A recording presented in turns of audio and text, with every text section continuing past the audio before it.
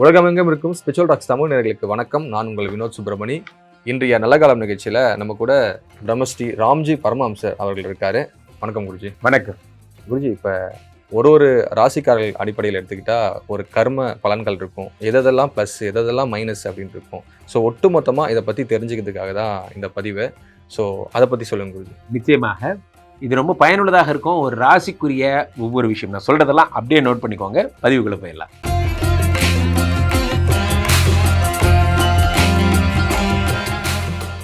குருஜி, இந்த துலாம் ராசிக்காரர்களுக்கு இந்த ஒட்டுமொத்த வாழ்க்கையை எப்படி குருஜி இருக்கும்? துலாம் ராசிக்காரர்களை பொறுத்த வரைக்குமே வாழ்க்கையில் ரொம்ப ஹார்ட் ஒர்க் பண்ணி ஏமாற்றப்பட்டவங்க யாருன்னா துலாம் ராசிக்காரர்கள் தான். நீங்கள் வேணால் பாருங்கள், எந்த இண்டஸ்ட்ரியாக இருந்தாலும் நீங்கள் தான் அடுத்த அசிஸ்டன்ட் மேனேஜர், நீங்கள் தான் அடுத்த டீம் லீடர், நீங்கள் தான் அடுத்த செல் லீடர், இந்த மாதிரிலாம் சொல்லி வேலை வாங்குவாங்க. அது தமக்கு அந்த வேலை கிடைக்குதேங்கிறதுக்காகவே இவங்க கஷ்டப்பட்டு வேலை செய்வாங்க. கடைசியாக பார்த்தா அந்த வேலை அவங்களுக்கு கிடைக்காது, அவங்கள ஏமாற்றிருப்பாங்க. இது இந்த துலாம் ராசிக்காரர்களுடைய ஒரு விதி. வேலையில் இவங்கள்ட்ட இருந்து நிறைய பலன்களை வாங்கிப்பாங்க, ஆனால் இவங்களுக்கு நல்லது செய்யவே மாட்டாங்க. இதெல்லாம் இப்போ இந்த துலாம் ராசிக்காரர்களை பொறுத்த வரைக்குமே 2 குடைவனாக செவ்வாய் இருப்பதால் இந்த துலாம் ராசிக்காரங்க பாருங்கள், ரொம்ப பிஸ்னஸ் மைண்டடான பீப்புள் இவங்கெல்லாம். பிஸ்னஸ் தெரியுதோ தெரியலையோ, ஆனால் பிஸ்னஸ்க்கு மேன ஆகணுங்கிறது இவங்க ஆசை. பெரும்பாலும் இவங்க வீட்டை சுற்றி பிஸ்னஸ் மேன் தான் இருப்பாங்க. ஒரு வே பிரிட்ஜை தாண்டி வரணும். இவங்க வீட்டை சுற்றி பாருங்கள், கிஃப்ட் ஷாப்பு, ஃபேன்சி ஸ்டோரு, பூக்கடை, மார்க்கெட்டு இதெல்லாம் இருக்கும். இவங்க இந்த துலாம் ராசிக்காரர்களுடைய எண்ணங்களே பார்த்திங்கன்னா பெரும்பாலும் இவங்களோட கிளைண்ட்ஸ் எல்லாம் லேடிஸாக இருப்பாங்க. இவங்களுடைய கிளைண்ட்ஸ் எல்லாம் கூட இவங்களுடைய எண்ணங்கள்லாம் எப்படி இருக்கும் அப்படின்னு பார்த்தீங்கன்னா, கஸ்டமர் அட்ராக்ஷன், கஸ்டமர் ஃபீட்பேக்கு, கஸ்டமருடைய கிளைண்ட் பேஸ்டு ஒர்க் இவங்க பண்ணுவாங்க. ஐடியில் இருந்தால் கூட கிளைண்ட்டுக்கு ஃபோன் பண்ணி கிளைண்ட்டோட ஃபீட்பேக் கேட்குறது, இந்த மாதிரி ஜாப்ஸில் தான் இவங்க இருப்பாங்க.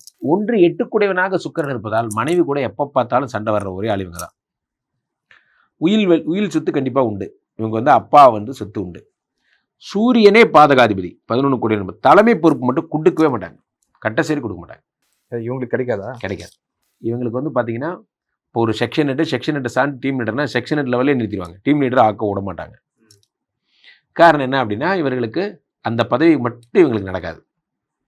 அடுத்ததா இவர்களுக்கு துலாம் ராசிக்காரர்களுக்கு 3 6 கோடிவனாக குரு பகவான் இருப்பதால் குருவுமே இவங்களுக்கு எதிரி. அப்போ கிட்னி, வயிறு, அடிவயிறு சம்மந்தப்பட்ட பிரச்சனைகள் இருந்துக்கிட்டே இருக்கும். அது டிஃபால்ட்டாக இருக்கும். 4 5 கோடிவனாக சனி பகவான் இருக்கிறார். அப்போ என்ன ஆகும் அப்படின்னா, சனி பகவானே நற்பண்புகள், உயர்கல்வி, உயர் பதவிக்கெல்லாம் தலைமை வகிக்கிறார். 5 கோடி யோகாதிபதியாக விளங்குகிறார் இந்த சனி. துலாத்தில் தான் சனி உச்சமடைகிற ஒரே இடம்.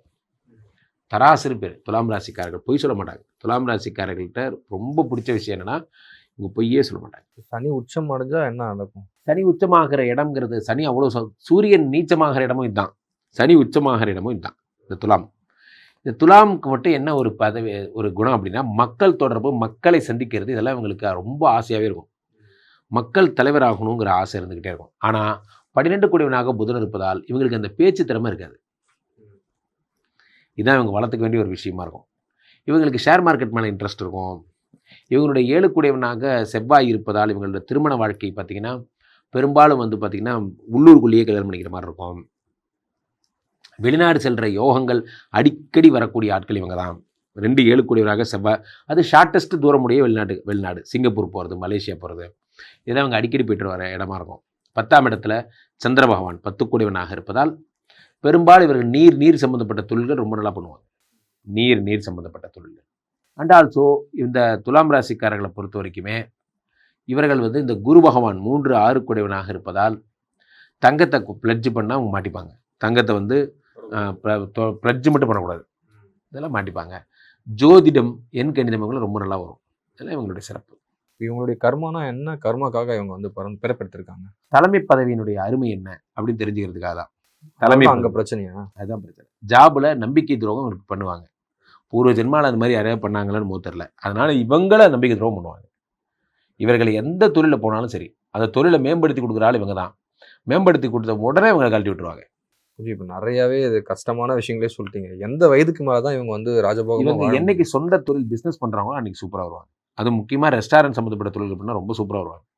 முக்கியமாக 2 7 கோடி செவ்வாய்ங்கிறதுனால ரியல் எஸ்டேட் பண்ணால் ரொம்ப நல்லா வருவாங்க. மார்க்கெட்டிங் தான் இவங்க லைஃபு. எதை விற்றாலும் வாங்குவாங்க மக்கள். இவங்க விற்றுக்கிட்டே இருப்பாங்க. முக்கியமாக எலக்ட்ரானிக்ஸ் ஐட்டம் விற்றா ரொம்ப நல்லா வாங்குவாங்க. இதெல்லாம் இவங்களுக்கு நல்லா வரும். முதலாளி ஆகிட்டாங்கன்னா தப்பிச்சு. இவங்க சொந்த காலில் நிற்கணும், யார்ட்டையும் வேலை செய்யக்கூடாது. இவங்க வந்து 35 வயசுக்கு அப்புறம் அவங்க நல்லா இருப்பாங்க. பெரும்பாலும் இவர்கள் வந்து சொந்த தொழில் இவங்க செஞ்சாங்கன்னா நல்லா வரும். இவங்களுக்கு எந்த பெஸ்ட்டான ஒரு 3 விஷயம்னா என்னன்னு சொல்லலாம்? பெஸ்ட்டான 3 விஷயம். பெஸ்ட்டான 3 விஷயம்னா இவங்களுடைய மார்க்கெட்டிங் ஸ்கில்லு. எந்நேரமும் பணத்தை பற்றி யோசிக்கிற இவங்களோட குணம். பொருளாதாரத்தை பற்றி மட்டும் தான் பேசுவாங்க. 3வது இவங்களுடைய அதிகபட்ச விசுவாசம். இது 3 அவங்களோட ப்ளஸ். மைனஸ் என்ன அப்படின்னு பார்த்தீங்கன்னா, பெரும்பாலும் இவங்க வந்து பார்த்தீங்கன்னா ஆவணங்கள் தயாரிச்சுக்கிட்டே இருப்பாங்க. இது அவங்களோட நெகட்டிவான குணம். இவங்களுக்கு இன்னொரு குணம், ஒரு வேலைன்னா அந்த வேலையை பற்றி ஃபோட்டோ எடுத்து வச்சுக்கிறது, அதை ரெக்கார்ட் பண்ணி வச்சுக்கிறது, இந்த மாதிரி இவங்களை அறியாமே அந்த வேலையை பண்ணுவாங்க. ஒரு டாக்குமெண்ட்ஸ் கீப் அப் பண்ணிகிட்டே இருப்பாங்க. ஒரு வேளை நம்மளை வந்து கம்பெனிலேருந்து அனுப்பிட்டா நமக்கு இதெல்லாம் ஹெல்ப்பாக இருக்கும், அப்படி வில்லத்தனமாக யோசிக்கிறதா நினச்சி இவங்க இதை பண்ணுவாங்க. இவங்களும் நெகட்டிவாக நினச்சிக்கிறாங்க. அது பாஸுக்கு தெரிய வந்து உண்மையிலே இவங்க நெகட்டிவான ஆளாக மாறிடுவாங்க. அதை அவங்க சேஃப்டிக்காக தான் பண்ணியிருப்பாங்க. ஆனால் பாஸ் வந்து இவங்க தப்பான பேர் கொடுத்துருவாங்க.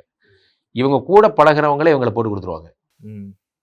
ஜாக்கிரதையாக இருக்கும். 3வது விஷயம் என்ன அப்படின்னா, இவர்களுக்கு குரு அருள் இல்லைங்கிறதுனால லைஃப்பில் ரொம்ப கஷ்டப்பட்டு பொறுமை. இவங்களோட ப்ளஸ்ஸு சுக்கரனுடைய அருள்ங்கிறதுனால மனைவி சார்ந்த விஷயங்களை வச்சு இவங்க முன்னுக்கு வருவாங்க. எப்படிங்க குருஜி இவங்களுக்கு குரு அருள் வர வைக்கணும்னா என்ன பண்ணணும்? ஒன்றும் பண்ண முடியாது. இவங்களுக்கு வந்து சித்தர் வழிபாடு, அந்த மாதிரியான ஜீவசமாதி இதெல்லாம் போகிறது மூலிமா வியாழக்கிழமைகளில் பசுமாட்டுக்கு வாழைப்பழம் தர்றது, அது மாதிரி குரு சம்மந்தப்பட்ட விஷயங்கள் செஞ்சுக்கிட்டே இருந்தா குரு பார்த்துட்டு அவங்க லைஃப் சரியாடும். குருஜி, இந்த கர்ம பலன்களை பற்றி ரொம்பவே சிறப்பாக சொன்னீங்க. இந்த கர்மாவை வந்துட்டு பொதுவாக சொல்லுவாங்க, விதியை மதியால் வெல்லலாம் அப்படின்னு சொல்லுவாங்க. ஸோ இதனுடைய ரகசியத்தை சொல்லுங்க குருஜி. இந்த கர்மாவை சரி பண்ண என்ன பண்ணலாம்? ஒவ்வொரு ராசிக்காரர்களுக்கும் வினோத் ஒவ்வொரு விதமான விஷயங்கள். இதெல்லாம் ஒரு விஷயம் எதுவுமே ஹிடன் திங்ஸ்னே நம்ம ஜோதிட சாஸ்திரத்தில் எதுவும் இல்லை. ஃபார் எக்ஸாம்பிள், மேஷ ராசிக்காரர்களுக்கு இப்படி, இந்த மீனராசிக்காரங்க இப்படி, இந்த மாதிரிலாம் நம்ம சொல்கிறோம். ஒருத்தருக்கு தலையில் அடிபடும், இது இவங்களுடைய ஜென்ரல் நேச்சர், இது இவர்களுக்கு இந்த மாதிரி இருக்கும், இது இவங்க ஜென்ரல் நேச்சர் அப்படின்னா அந்த காரியங்களை நம்ம ஈடுபடாமல் இருக்கணும். அதுதான் அதனுடைய நோக்கம். ஃபார் எக்ஸாம்பிள், இந்த ராசிக்கு இந்த பாதகாதிபதியை நம்ம சொல்கிறோம் அப்படின்னா அதுக்குரிய செயல்களில் நம்ம இறங்காமல் இருக்கணும். அதுதான் விதியை மதியால் வெல்றதுங்கிறது. இப்போ ஒரு உதாரணத்துக்கு சொன்னால், ஒரு தம்பதிகள் பிரிஞ்சிருக்கணுங்கிறது விதி. இப்போது நம்ம மீனோ, மிதுனோ, கன்னி, தனுசு சொல்கிறோம். இவர்களுக்கு டைவர்ஸ் ஆகணுங்கிறது விதி என்றால் அது அப்படியே நடக்குமானா கிடையாது. ஒரு நீதிபதி இருக்காருன்னா அந்த நீதிபதி குற்றவாளிக்கு எப்படி தண்டனை கொடுக்குறாரு? இப்போது மரண தண்டனை கொடுக்குற நீதிபதி இருக்கார். அதே நீதிபதி அதே குற்ற செயலுக்கு 6 மாத சிறை தண்டனை கொடுக்குறது இருக்குது. ஏன்னா குற்றத்தினுடைய அடிப்படையில் அதனுடைய தன்மையை பார்த்து தான் இவங்க வந்து தண்டனை கொடுக்குறாங்க. உச்சக்கட்ட தண்டனையா, சாதாரண தண்டனையான்னு. தண்டனைகள் மாறுபடுவது எதனா இந்த இன்டென்சிட்டியை பேஸ் பண்ணி. அங்கே தான் இங்கே இருக்கு ட்ரிக்கே. ஜோதிட சாஸ்திரம் சொல்லிடும் 7 குடைவன் விதி வந்து பாதகாதிபதி டைவர்ஸ் ஆகிடும்னு சொல்லிடும். ஆனால் கடவுள் என்ன செய்கிறார்? உங்களுடைய நற்குணத்தின் அடிப்படையில் உனக்கு என்ன பிரிக்கணும் அவ்வளோதானே, ஃபயர் அனுப்பிவிட்டுருப்போ என்று சொல்லி பிரித்து வச்சிடறாரு. அது கூட பிரிவின் ஒரு பகுதி தான், டைவர்ஸ் மாதிரி தான். இவங்களும் பாட்டிலேயே லவ் பண்ணுவாங்க, சாங்கிலேயே லவ் பண்ணுவாங்க, பிரிஞ்சு தான் இருக்காங்க. ஆனால் அதுக்கு பேர் டைவர்ஸ் கிடையாது, அதுக்கு பேர் வெறும் பிரிவு. அப்போது ஒரு தண்டனையை சிம்பிளிஃபை பண்ண கடவுளால் முடியும். அப்போ நீங்கள் கர்ம பலன்னா என்னன்னா, நமக்குரிய யோகாதிபதி யாரு? இப்போது ஒரு ராசிக்கு யோகாதிபதினு இருப்பாங்கல்ல, அவங்கள நீங்கள் நிறைய வழிபடுறதன் மூலம் என்ன ஆகும் அப்படின்னா, கடவுளுடைய அருகில் நீங்கள் செல்லுகிறீர்கள். நமக்கு நன்மை பயக்கும் கிரகங்களை எல்லாம் நமக்கு நன்மை பயக்கும் கிரகங்களை அதிகமாக தொடுவதன் மூலம் நிறைய ஆன்டிபயோட்டிக் எடுத்துக்கிற மாதிரி கிருமி நம்ம பக்கம் வராது. நீங்கள் உங்களை பலப்படுத்திக்கணும். அப்போ நமக்கு ஒரு ராசிக்கு நமக்கு தெரியும் 2, 5, 7 கூடவன் நல்லவன், 11 கூடவன் நல்லவன். அப்போ இந்த ராசிக்காரர்களை இந்த தெய்வங்களை வழிபடுவதன் மூலம் தண்டனைகள் சிம்பிளிஃபை ஆகும். ஃபார் எக்ஸாம்பிள், வேலை போக வேண்டியது ஆனால் டிபார்ட்மெண்ட்டை மாற்றிட்டாங்க, இப்படி வந்த கத்தி அப்படி மாறிடுச்சு, கன்வெர்ட் ஆயிடுச்சு. அதுதான் கடவுளோட ட்ரிக்கு.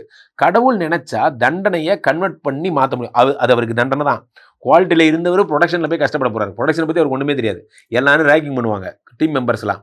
அந்த ரேக்கிங்கை தாண்டிட்டு அந்த இடத்துல அவர் பர்ஃபார்ம் பண்ணி ஆகணும். அது ஒரு தண்டனை தான். இதுக்கு அவன் வேலையை விட்டே போயிடலாம். ஆனால் வேலை போகாமல் இந்த தண்டனை கன்வெர்ட் பண்ணார். ஏன்னா அவன் நல்லவங்கிற ஒரு பாயிண்ட்டுக்காக. அப்போ நாம் செய்ய வேண்டியது என்னவென்றால், யோக கிரகங்களை நம்ம ஆக்டிவேட் பண்ணிக்கிட்டால் நமக்கு என்ன ஆகும்? தண்டனைகள் சிம்பிளிஃபை ஆகும். மற்றபடி இவங்க சொல்கிற மாதிரி இந்த கலர் ட்ரெஸ் போட்டுக்கோங்க, இந்த கலர் பூவை அணிஞ்சுக்கோங்க, இதெல்லாம் பண்ணால் கிரகங்களை கன்வெர்ட் பண்ணுறது அப்படிலாம் கிடையாது. நமக்குன்னு யோகம் செய்கிறவங்க இருக்காங்கல்ல, அவங்கள நம்ம நிறைய சக்தியாக வச்சுக்கிட்டா. இப்போது ஒன்றும் இல்லை வினோத், சிம்பிளாக சொல்கிறதா இருந்தால், எனக்கு பாட்டு வராது, எனக்கு இசை, எனக்கு வந்து ஓவியம் வராது, எனக்கு இதெல்லாம் வராது, இதெல்லாம் என் வீக்னஸ். ஆனால் எனக்கு பேச்சு வரும், எனக்கு இதெல்லாம், எனக்கு பலம்னு ஒன்று இருக்கும்ல, அந்த பலத்தெல்லாம் ஆக்டிவேட் பண்ணால் அந்த ரூட்டில் பொழைச்சிட்டு போயிடுறேன். நான் ஏன் வராததை பற்றி கவலை பண்ணணும்? வர்றதை வச்சு பொழைச்சிக்கிறேன். சிம்பிள், அவ்வளவுதான். அப்போது ஒரு ராசிக்கு மைனஸ்ன்னு இவ்வளோ சொல்கிறோமே, ப்ளஸ்ன்னு எவ்வளோ இருக்குது? இந்த ப்ளஸ்ஸை நிறையா பண்ணிங்கன்னா மைனஸ் தன்னால் கம்மியாயிடும். இதெல்லாம் எப்படி குருஜி கண்டுபிடிக்கிறது? ஏன்னா நம்ம ஆல்ரெடி டிசைடட். நம்ம ஒவ்வொரு பதிவுகள்லையும் மேசராசிக்காரர்கள் பிறப்பு பலன் நம்மளே பேசியிருக்கோம். இதெல்லாம் தான் உங்களுக்கு கிடைக்கும், இதெல்லாம் தான் உங்களுக்கு இருக்கும், இதெல்லாம் தான் உங்களுக்கு அமைப்பு. அந்த அமைப்பை இதெல்லாம் ப்ராப்ளமோ அந்த ப்ராப்ளத்தையே ஃபோக்கஸ் பண்ணிட்டு இருக்காம இதெல்லாம் ப்ளஸ்ஸோ அதை ஃபோக்கஸ் பண்ணிங்கன்னா நிறைய பேர் அதை தான் பண்ண மாட்டேங்கிறோம். நமக்கு எது வருமோ அந்த ரூட்டில் போகணும். வராத தொழில் பின்னாடி இப்போ கூட பாருங்கள், ஒருத்தர் பேசலைன்னா அதுக்காக மெனக்கெட்டு உட்காந்து பேசுறது ட்ரை பண்ணிட்டு இருப்போம். ஒருத்தர் நம்மக்கிட்ட உயிராக பேசிகிட்டு இருப்பாங்க, அவங்கள மதிக்க மாட்டோம். அதை நான் சொல்ல வருது, நமக்காக நேரம் எதுக்குங்க? இந்த கிரகங்கள் நமக்கு அருள் புரிகிற கிரகங்கள் இருக்கு பாருங்க, அந்த நேரத்தில் ஒரு தொழில் ஆரம்பிங்க. அந்த அருள் புரிகிற கிரகங்கள் வர்ற நேரத்தில் ஒரு பிஸ்னஸ் பண்ணுங்க. அவன் ரெடியாக இருக்கான், நமக்கு தரப்போகிறான். இதை வச்சு நீங்கள் கைத்தை பிடிச்சி மேலே வந்துட்டீங்கன்னா மைனஸ் எல்லாம் ப்ளஸ்ஸாக மாறிடும். ஸோ அப்போது அந்த அருள் தர்ற கிரகங்கள் என்னங்கிறது ஒரு ஜாதகத்துக்கு லக்னாதிபதி 2 கூடியவன், 5 கூடியவன், 7 கூடியவன், 11 கூடியவன், இதெல்லாம் அருள் தரும் கிரகங்கள். அதுக்குரிய கோயில்கள் போகிறது, அதுக்குரிய பதிகங்கள் பாடுறது, இதெல்லாம் பண்ணாலே இப்போ நான் சொன்ன விஷயங்கள் உங்களுக்கு தன்னால் சிம்பிளிஃபை ஆகிடும். இது ஒன்றும் இல்லை, ஒரு கோடு போடுறீங்க, இந்த கோட்டை எப்படி சின்ன கோடாக ஆக்கணும்? எப்படின்னா இந்த கோட்டு பக்கத்தில் ஒரு பெரிய கோடு போட்டிங்கன்னா இந்த கோடு சின்ன கோடாயிரும். இது என் ராசியில் இருக்கிற ப்ராப்ளம். இந்த பக்கத்திலேயே நான் நிறைய நல்லது பண்ணிட்டேன்னா இந்த ப்ராப்ளம் சின்னதாயிரும், இது பெருசாயிடும். அவ்வளோதான், சிம்பிள். ஓகேங்க. இப்போ உங்களை தொடர்பு கொள்ளணும்னா நம்மளுடைய ஆடியன்ஸ் வந்து எப்படி தொடர்பு கொள்ளலாம்? நம்மளுடைய நேயர்கள் பொறுத்த வரைக்கும் என்னை தொடர்பு கொள்ள கீழே போயிட்டு இருக்க இந்த 2 நம்பரை கூப்பிடுங்க. உங்களுடைய சொந்த ஜாதகத்தை பார்த்துக் கொள்ளுங்கள். உலக புகழ் வாய்ந்த நமது விஸ்வரூப விஷ்ணுமாயா எழுந்தெழுதிக்கூட புனிதமான இந்த ஸ்ரீமடத்திலே தினசரி நடக்கின்ற விஷ்ணுமாயா ஹோமங்களில் கலந்து கொள்ளுங்கள். மீண்டும் ஒரு நல்ல பதிவில் சந்திப்போம். நன்றி, வணக்கம்.